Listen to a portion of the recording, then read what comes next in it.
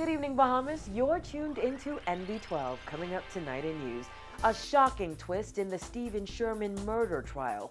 Randy Frazier fired as pastor of Pilgrim Baptist Church. Did the gambling referendum really cost $5 million?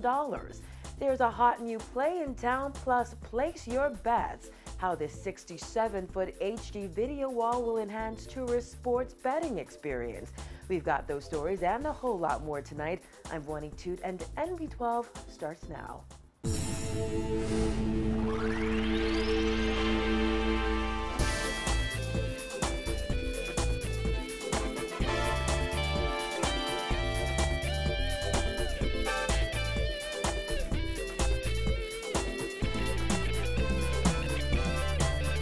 Top of news tonight, Renee Sherman has been acquitted of charges she conspired to kill her husband, Stephen Sherman. This morning, Supreme Court Justice Roy Jones directed the jury to acquit Sherman and her co-accused Cordero Bethel. But the alleged hitman, who is still facing charges, broke his silence and took the stand moments after the acquittal. Jasmine Bonamy was in court and filed this report.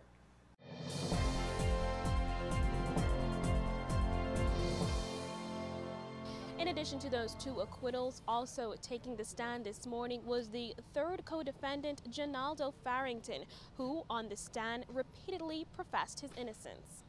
Stephen Sherman was reportedly robbed and shot to the back of the head by a masked man outside of his Yamakroa Shores home in February of 2012. Sherman's widow was accused of conspiring with Farrington and Bethel to kill her husband. Bethel was charged with murder, conspiracy to commit murder, and armed robbery for what prosecutors claimed was his role in the execution-style death of Stephen Sherman. Outside court, Sherman's brother Greg expressed his disappointment in the acquittals.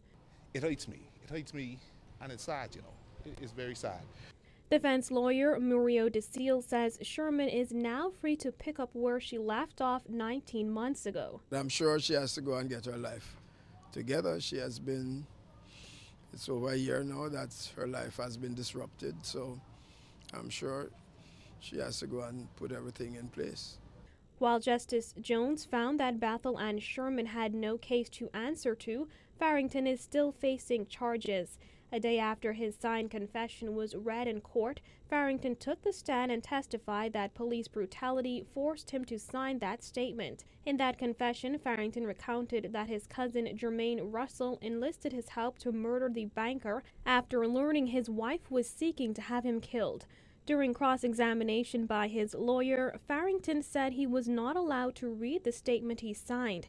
He also testified that he did not know he was arrested for murder until hours after the confession was signed. He also repeated claims that during the interview, plastic bags laced with ammonia were placed over his head for several seconds at a time as officers asked him to sign the statement. Farrington says he saw a prison doctor 4 days after his interrogation and was told he had soft tissue injuries. When asked by DeSeal if he killed anyone, Farrington simply answered, "No, sir." But prosecutor Sandra Gardner suggested that Farrington executed Sherman by putting a bullet in his head in order to get his share of the insurance money. She further argued that in addition, Farrington had to see what money he could get out of Sherman and told him to empty his pockets, allegedly taking Sherman's money and wallet before allegedly shooting him.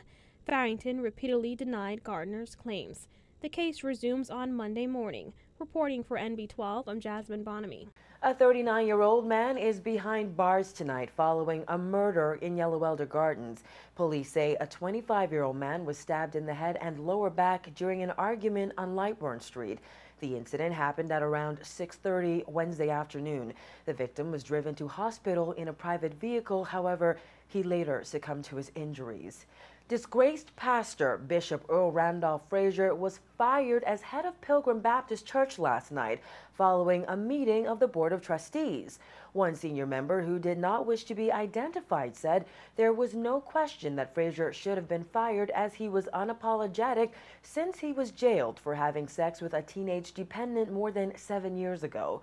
NB12 understands that the Board of Trustees recently wrote to Frazier in prison outlining the terms under which the church would accept him back. During an extraordinary general meeting, a response letter written by Frazier was read to the board and church members. He was fired via a motion which was carried by a standing vote. Back in March, an overwhelming majority of church members voted to keep Frazier as head of that church. He is currently serving a 3-year prison sentence at Her Majesty's prisons. The Court of Appeal last year condemned Frazier as a sexual predator who disgustingly defiled the sanctum of his church when it upheld his conviction. 9 months after Bahamians voted no, we now know just how much government spent on that gambling referendum widely regarded as botched. Prime Minister Perry Christie initially estimated the poll would cost more than $1 million, but he was uncertain of the exact figure. However, Minister of National Security Dr. Bernard Nottage, who also holds responsibility for the Parliamentary Registration Department, revealed today that the actual cost was nearly 5 times the estimated figure.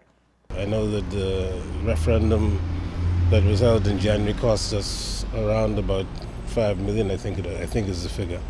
This comes just one day after government revealed that the upcoming referendum addressing gender discrimination has been pushed back to 2014. That, Nottage says, was a wise decision based on his observation of the past 2 referenda. He says he also advised the Prime Minister that there was not sufficient time to properly organize a referendum and education campaign. I think that is a wise decision because I think both for the last referendum on gambling and the first one that I had an opportunity to observe, which was, as you know, in 2002. In both cases, the public were ill-prepared to make judgments. I think the first one really had too many issues in it, and the last one was so emotive without people having the facts. This is the second time the referendum has been postponed. The Prime Minister says it will now take place by the end of June 2014, after a public education campaign and accompanying legislation is passed in the House. In a process that's meant to be transparent, the Minister of National Security said last month that the disciplinary hearings of Royal Bahamas Defense Force Marines would be held in camera, with independent observers sitting in on those proceedings. That was in an effort to avoid the publication of details that may compromise national security. However, according to Commodore Roderick Bowe, that's a decision that will be ultimately made by the officer who is hearing the case. Christina McNeil explains. Cameras in the judicial process in the defense force is an anomaly.